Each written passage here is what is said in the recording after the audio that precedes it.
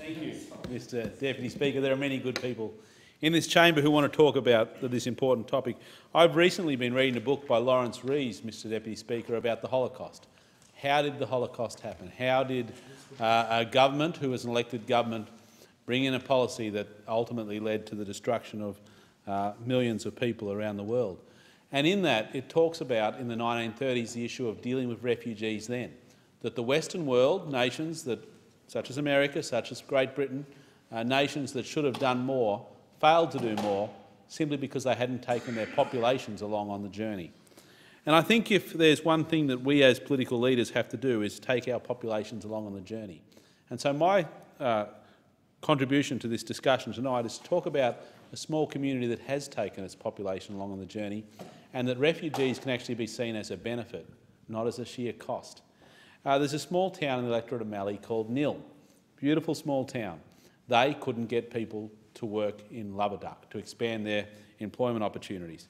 The town had the kindergarten was nearly shut down, the school wasn't full, and a guy by the name of John Mellington, who was a compassionate man with the assistance of his wife, began to look at how we can sponsor and bring refugees in to fill a labour force.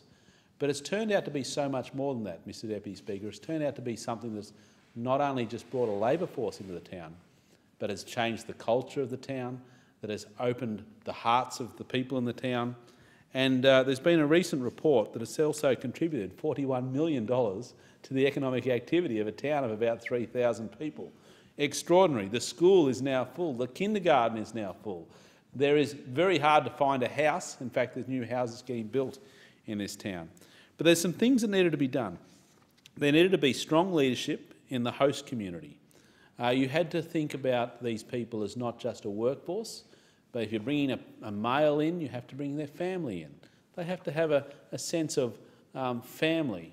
So you have to think about how it's done. There had to be people in that community that could integrate people. A small example is when they would arrive at Melbourne Airport, they would see yellow taxis. Now, the police force, who had been killing them overseas, drove yellow cars. So the instant fear of seeing a yellow taxi was they thought their life was at risk. So having someone who could prepare... Yeah, maybe it is getting into a taxi in Melbourne. But you can see that having someone to integrate with them. There needed to be some initial accommodation for new arrivals. There needed to be support for new families. There needed to be some management of the degree of cultural adjustment. There also needed to be a potential for the community to embrace them. And look, it has actually worked. It has actually worked. And so what I say to people when they are, in fact, a little apprehensive about Australia taking in more refugees, it's really about what are the services we're going to provide, what are the communities we're going to put people in, and how are we going to get them integrated into our community. And I think if we think of it in that perspective and we put that work around it, we can actually do this.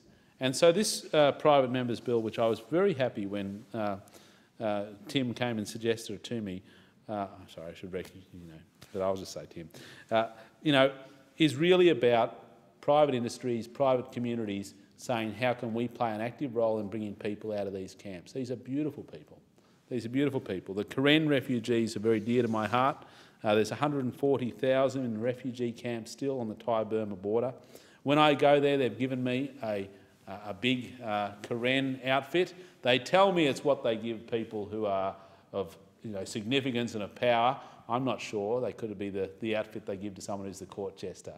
But they could be having a bit of fun with me. But we laugh a lot, but it has just brought so much to the community.